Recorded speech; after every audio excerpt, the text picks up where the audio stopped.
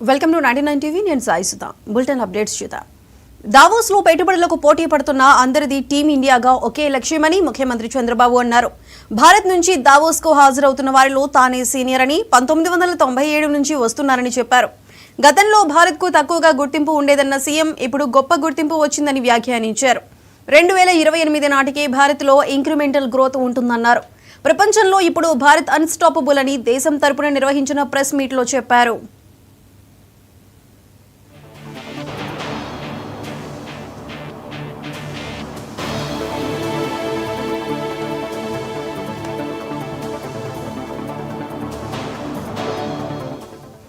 Davos లో పెట్టుబడులకు పోటీ పడుతున్న అందరిది టీమిండియాగా ఒకే లక్ష్యమని ముఖ్యమంత్రి చంద్రబాబు అన్నారు. భారత్ నుంచి దావోస్ కు హాజరవుతున్న వారిలో తానే సీనియర్ అని 1997 నుంచి వస్తున్నారని చెప్పారు.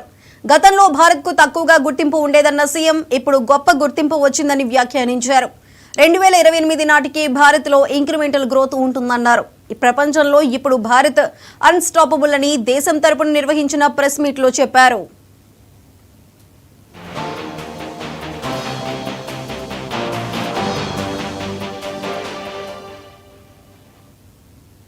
సినిమాలు, రాజకీయం, కుటుంబం ఏ రంగమైనా వారసత్వం అనేది మిథ్య అని చంద్రబాబు అన్నారు. సీఎం పార్టీ అధినేతగా లోకేష్ వారసత్వంపై ఆయన స్పందిస్తూ చుట్టూ ఉన్న పరిస్థితుల వల్ల అవకాశాలు వస్తూ ఉంటాయి, ఎవరైనా వాటిని అందిపుచ్చుకుంటేనే రాణించగలరని వ్యాఖ్యానించారు. తానెప్పుడు జీవనోపాధి కోసం రాజకీయాలపై ఆధారపడలేదని చెప్పారు. 33 ఏళ్ల క్రితం కుటుంబ వ్యాపారం ప్రారంభించాం. ఆ వ్యాపారం అయితే లోకేష్ కు చాలా తేలికైన పని, కానీ ఆయన ప్రజలకు సేవ చేయాలనే ఆలోచనతో రాజకీయాల్లోకి వచ్చారని తెలిపారు.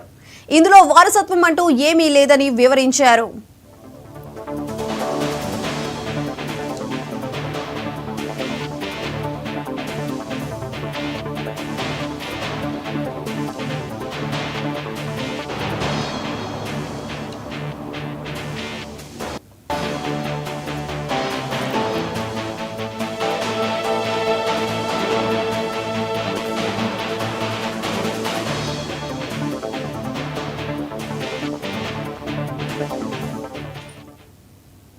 సినిమాలు, రాజకీయం, కుటుంబం ఏ రంగమైనా వారసత్వం అనేది మిథ్య అని అన్నారు చంద్రబాబు.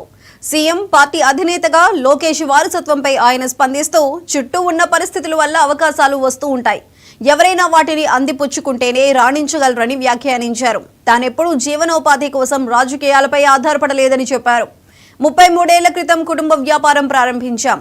ఆ వ్యాపారం అయితే లోకేష్ కు చాలా తేలికైన పని, కానీ ఆయన ప్రజలకు సేవ చేయాలనే ఆలోచనతో రాజకీయాల్లోకి వచ్చారని తెలిపారు. ఇందులో వారసత్వం అంటూ ఏమీ లేదని వివరించారు.